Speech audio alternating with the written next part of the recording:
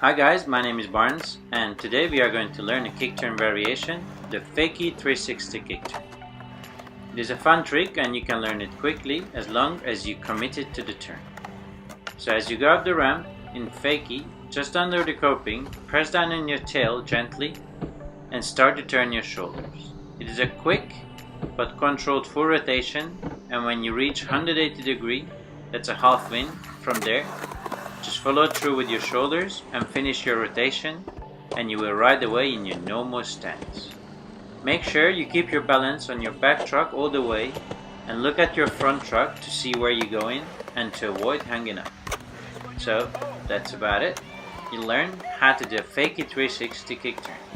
Thank you guys for watching. Hit subscribe and stay tuned for the next trick on Thursday. Now grab your board and go skate and have fun.